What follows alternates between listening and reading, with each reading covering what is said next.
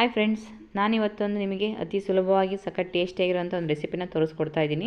ಇಲ್ಲಿ ನಾನು ಸ್ಟವ್ನ ಹಚ್ಕೊಂಡು ಅದಕ್ಕೆ ಪಾತ್ರೆನ ಇಟ್ಟು 2-3 ಚಮಚ ತುಪ್ಪನ ಹಾಕ್ಕೊಂಡು ಸಣ್ಣದಾಗಿ ಕಟ್ ಮಾಡಿರೋಂಥ ತೆಂಗಿನಕಾಯಿ ಪೀಸಸ್ನ ಸೇರಿಸ್ಕೊಳ್ತಾ ಇದ್ದೀನಿ.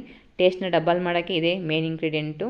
ನೆಕ್ಸ್ಟ್ ಅದಕ್ಕೆ ದ್ರಾಕ್ಷಿ ಗೋಡಂಬಿನ ಸೇರಿಸ್ಕೊಂಡು ಕೆಂಬಣ್ಣ ಬರೋವರೆಗೂ ಇವನ್ನ 3 ಹುರ್ಕೊಳ್ತೀನಿ.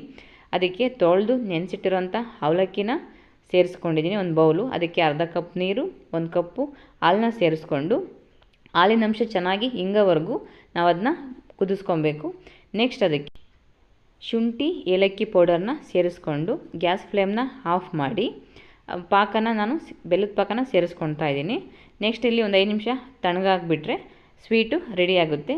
ಅವಲಕ್ಕಿ ಪಾಯಸ ತುಂಬಾ ಟೇಸ್ಟಿಯಾಗಿರುತ್ತೆ. ನಿಮಗೆಲ್ಲ ಇಷ್ಟ ಆಗಿದೆ ಅಂದ್ಕೊತೀನಿ. ನೀವು ಇದನ್ನ ಟ್ರೈ ಮಾಡಿ ಕಮೆಂಟ್ ಮಾಡಿ ಯಾವ ಥರ ಇತ್ತು ಅಂತ.